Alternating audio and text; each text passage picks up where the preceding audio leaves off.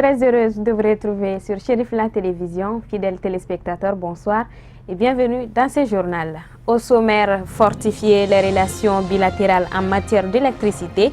C'est l'objectif d'une visite de travail entre acteurs des sociétés énergétiques du Mali et de la République algérienne démocratique et populaire.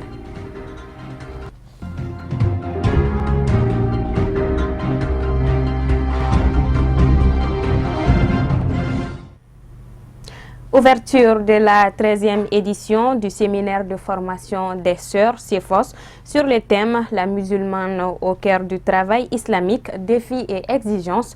La cérémonie avait comme marraine Kamara Mariam Koulibaly, présidente de la Ligue des prédicatrices du Mali, Amadou Diallo et Samba Traoré. Aujourd'hui, nous sommes à la cérémonie officielle du séminaire de formation des sœurs. Ce séminaire est organisé par le Bureau national de la Ligue islamique des élèves et étudiants du Mali chaque année. L'édition 2017 auquel nous sommes aujourd'hui a regroupé plus de 500 personnes. Ces séminaristes viennent d'ailleurs de Bamako et de toutes les régions du Mali. Et ce séminaire est porté sur le thème le travail, la sœur musulmane au cœur du travail islamique, défis et exigences.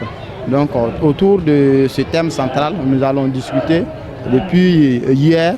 Les réflexions sont en train de porter sur ce thème, autour de ce thème central, afin que nos sœurs soient plus édifiées pour être des vraies militantes, pour pouvoir tenir face aux difficultés et aux défis auxquels elles sont confrontées dans leur milieu universitaire et scolaire. Ce séminaire, dans l'organisation, nous rencontrons beaucoup de difficultés, à savoir sur le plan matériel, sur le plan financier, sur le plan organisationnel, même en termes de ressources humaines. Mais aujourd'hui, alhamdoulilah, nous remercions Dieu, nous avons pu franchir ces 2 jours et alhamdoulilah, nous remercions. Nous pensons bien que nous allons pouvoir achever à la fin de ce séminaire avec un bon résultat, Inch'Allah. Les gouverneurs de quelques régions du Nord nous livrent leurs impressions sur la tenue de la conférence d'entente nationale. Ils sont au micro de Kafene Bachili. Je pense que c'est bien, ça se passe bien, ça démarre en tout cas bien. Et les annonces faites, les attentes sont certes nombreuses, mais les annonces faites nous font la pensée que nous allons aboutir à quelque chose de très, très utile pour la nation entière. Bon, je crois que les 2 messages ont été phares, ont été déjà lancés par Monsieur le Président de la République et ensuite le Président de la Commission d'organisation. Ce que de notre point de vue, nous pouvons ajouter, c'est remercier tous ceux qui ont consenti à venir faire ce travail. Ce n'est pas facile. Quitter Gao, arriver jusqu'à Bamako, mais déjà c'est un motif d'engagement que nous saluons et nous voudrions demander encore à tout le monde de patienter, de s'écouter mutuellement. L'objectif recherché, le président de la République l'a dit hier, c'est le Mali. Et le terminal, comme il a dit lui aussi, au terminus, c'est l'entente nationale. Il n'y a pas de mieux. C'est une très bonne conférence parce que une conférence qui réunit tous les fils d'une même famille pour trouver des solutions aux causes profondes des crises récurrentes que vit notre pays. Je crois que c'est une très bonne chose pour la simple raison que chaque fils aura à défendre ce qu'il pense. Et c'est un rendez-vous nécessaire pour la construction d'un pays. Chaque enfant doit bénéficier un peu de la République. Et la République doit avoir les mêmes regards vis-à-vis de ses enfants et créer une certaine équité entre tous les fils du pays. La tenue de cette conférence est vraiment opportune. Et elle vient à un moment où on en a besoin, où les Maliens ont besoin de se retrouver, d'échanger, de se réconcilier, de partager les destinées, un peu les solutions à la gestion de cette crise-là. Je vous le disais en titre, une forte délégation composée des responsables de la Société nationale d'électricité et de gaz de la République algérienne démocratique et populaire ont été reçus par leurs collègues de l'énergie du Mali pour une séance de travail afin de fortifier les relations bilatérales entre les 2 pays en matière d'électricité. Amadou Kamara et Mohamed Sidibé. Cette visite de travail s'inscrit dans le cadre de la volonté des plus hautes autorités des deux pays frères liés par des liens multiséculaires en matière de coopération économique, commerciale, sociale et culturelle plus poussée entre les deux nations. D'abord, je tiens à remercier nos amis et nos frères de EDM pour l'accueil chaleureux qui nous a été depuis notre arrivée hier.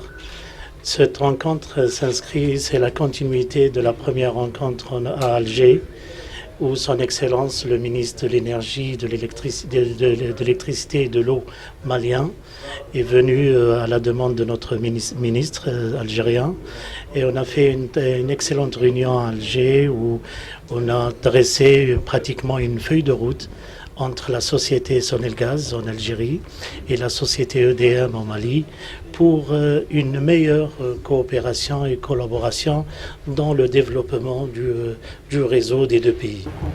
En fait, cette rencontre s'inscrit dans le cadre d'une coopération bilatérale entre la République du Mali et la République populaire démocratique algérienne.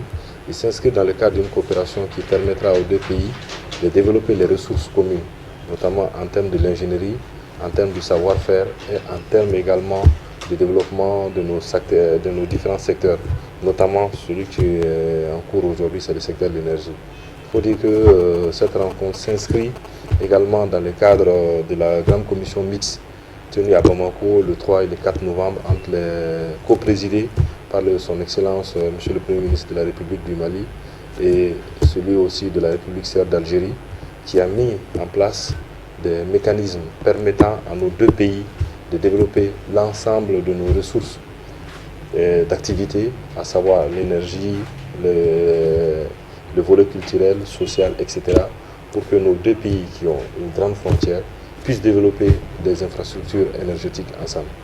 La mission de Sonelgaz dans notre pays vient à point nommé car elle intervient un mois après la visite effectuée au mois de février dernier à Alger du ministre malien de l'énergie et de l'eau sur l'invitation de son homologue algérien de l'énergie. La rencontre d'aujourd'hui, c'est beaucoup plus, nous sommes venus à la demande de nos frères de EDM de renforcer cette coopération, c'est-à-dire de passer à la pratique. C'est-à-dire de mettre en place un plan d'action entre les deux sociétés Sonelgaz et EDM au Mali pour pouvoir participer pleinement avec notre modeste expérience. Nous voulons, avec nos frères maliens, donner ce savoir-faire, transférer, discuter avec nos frères et mettre en place un plan de telle manière à participer au développement de l'énergie électrique au Mali. Le secteur de l'énergie électrique au Mali se caractérise principalement par une croissance moyenne de 10% sur plus d'une décennie. Pour soutenir cette croissance, le secteur doit, tout en maintenant les infrastructures existantes, effectuer des investissements de développement de la production, du transport et de la distribution. Effectivement, nous sommes déjà dans ces travaux parce qu'il y a eu la visite de son Excellence, Monsieur Malik Al-Housseni, ministre de l'énergie et de l'eau de la République du Mali, qui a concrétisé d'abord le premier volet, à savoir maintenant la construction de 2 centrales de 20 MW, dont le contrat a été signé en Algérie. En fait, c'est une étude d'abord, c'est une étude de nos besoins. Donc aujourd'hui, puisque nous sommes dans un secteur à forte croissance, notamment un secteur aussi stratégique comme l'énergie du Mali, cette mission de haut niveau est là aujourd'hui pour permettre à ce que nous regardions ensemble quelles sont nos potentialités, quelles sont aussi nos ressources, etc. et quels sont les mécanismes qu'on pourra mettre en place pour développer ces secteurs d'activité. Rappelons que l'énergie du Mali est la compagnie malienne chargée de production, du transport et de la distribution des énergies dans le pays. La production énergétique au Mali est principalement réalisée par le barrage hydroélectrique de Manantali et le barrage hydroélectrique de Séléngué. La une de l'actualité hors de nos frontières est commentée par Kadi Diakité.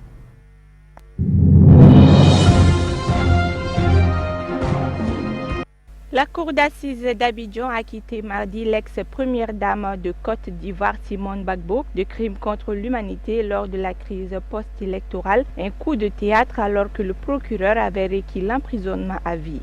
Le jury à la majorité déclare Simone Gbagbo non coupable des crimes qui lui sont reprochés, prononce son acquittement et ordonne qu'elle soit remise immédiatement en liberté si elle n'est pas retenue pour d'autres causes, a déclaré le juge Kwadjo Boagui, président de la cour d'assises. Simone Gbagbo purge déjà une peine de 20 ans de prison pour atteinte à la sûreté de l'État prononcée en 2015. Les parties ont 60 jours pour introduire un pourvoi contre cette décision, a souligné le juge à l'issue de 6 heures de délibéré des 6 jurys.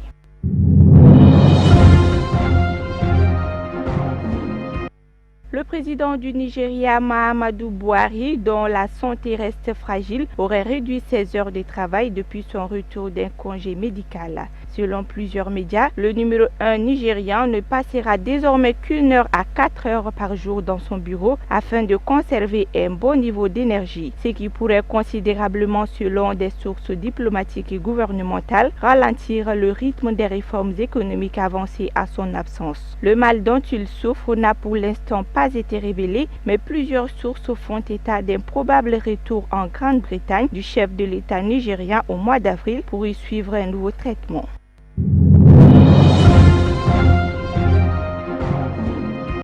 Le procès pour complot militaire de 20 soldats burkinabés qui avaient attaqué un dépôt d'armes en janvier 2016 s'est ouvert mardi au tribunal militaire de Ouagadougou en présence des principaux accusés. Ils sont pour la plupart issus de l'ex-régiment de sécurité présidentielle. Ils sont accusés d'avoir désarmé et ligoté les gardes d'un dépôt d'armes des forces armées burkinabées dans la nuit du 21 au 22 janvier 2016 avant d'emporter plusieurs armes. Ce procès du dépôt d'armes de Imdi est également lié à la tentative d'attaque de la maison d'arrêt et de correction des armées dans le but de libérer les généraux Gilbert Diendéré, Djibril Bassolé et les autres militaires inculpés dans le cadre du coup d'État de septembre 2015.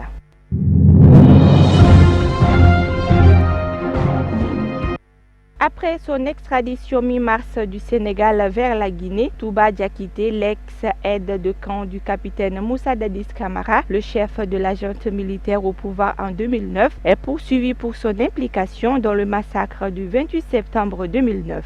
L'ancien militaire est auditionné par le pôle de magistrats instructeurs depuis son retour. La prochaine étape sera la confrontation entre les personnes citées lors de ses interrogatoires et Touba Diakité lui-même. Il faut rappeler que seulement quelques jours après son extradition, l'ancien militaire a aussitôt été inculpé par les juges en charge du dossier du 28 septembre. Meurtre, viol, torture, enlèvement, séquestration, agression sexuelle. Au total, ce sont plus d'une dizaine de chefs d'inculpation qui sont retenus contre lui.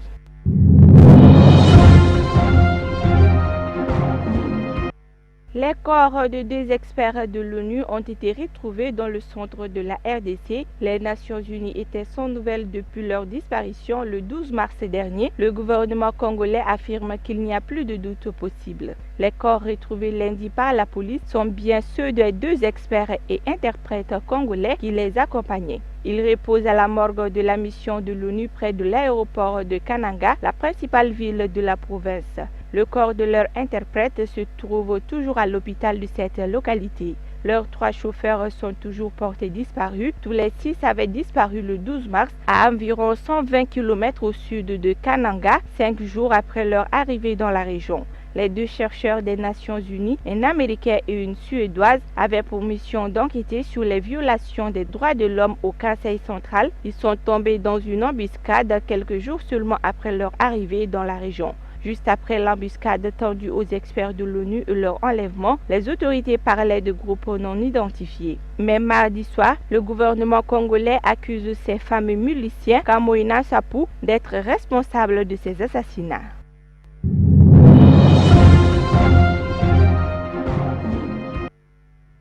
Lancement de la semaine de chirurgie gratuite en faveur des malades porteurs de palatine, organisée par l'ONG Horizon Vert.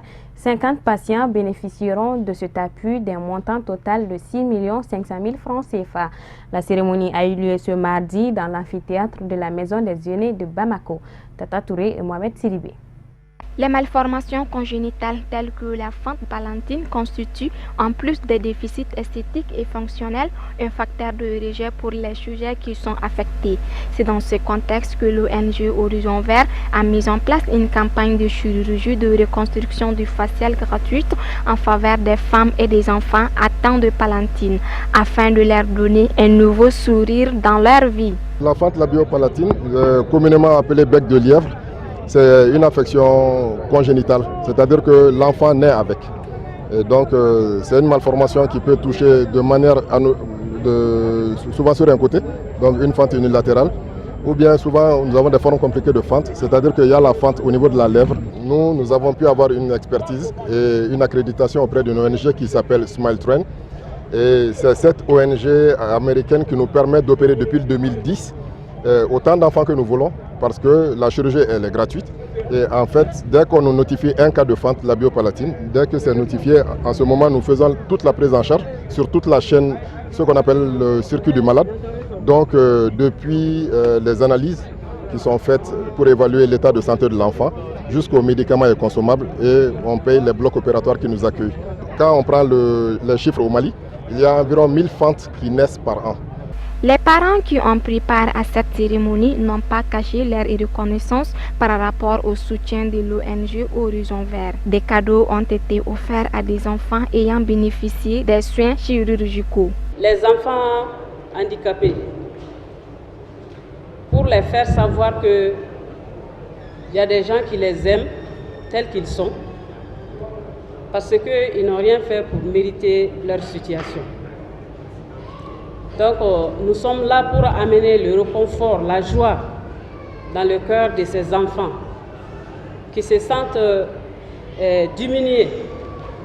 Mais nous devons les faire savoir qu'ils sont sur le même pied d'égalité que les autres enfants bien portants. Au cours de cette cérémonie, Chérif Ahmad Tidjan Aïdara, fils du guide spirituel des Ansardines, ainsi que Soumeilou Boubey Maïga, secrétaire général de la présidence, ont tous exprimé leur profonde gratitude. Donc je voulais en votre nom remercier le docteur Traoré, le féliciter, l'encourager et le soutenir, continuer de le soutenir. Parce que grâce à eux, il y a des familles qui retrouvent le sourire, il y a des enfants qui retrouvent le sourire. La vie de beaucoup d'enfants a une signification grâce à leur action. Et comme je l'ai dit, on sait que si vous n'aimez pas les hommes, vous ne pouvez pas faire ce genre de travail. Or pour nous tous qui à longueur de journée, nous faisons des prières, nous faisons des sacrifices, nous faisons des gratifications, en pensant souvent à l'au-delà. Il faut que nous sachions que même Dieu, on ne peut pas l'atteindre sans passer par les hommes. C'est dans notre relation avec les hommes, c'est en étant avec les hommes, en aidant les êtres humains, que nous pouvons demain atteindre Dieu, atteindre la grâce de Dieu. Donc, je vous encourage tous à les soutenir. Je vais les assurer que nous allons les soutenir de toute notre force. Et par ma présence, c'est aussi une manière de dire que les pouvoirs publics, je pense, sont disponibles pour les soutenir, donner plus de visibilité à leur action. Et donc, il faut que nous travaillions tous à ce que leur action puisse avoir plus de visibilité et plus de reconnaissance aussi, parce qu'elle s'intègre dans l'action des pouvoirs publics. L'objectif principal de l'ONG Horizon Vert est de permettre à chaque Malien de jouir pleinement de son droit à la santé et à la longévité. Voilà, c'est ce qui met fin à cette édition. Merci de l'avoir suivi. Excellente suite de programmes sur Chérif La Télévision. À très bientôt.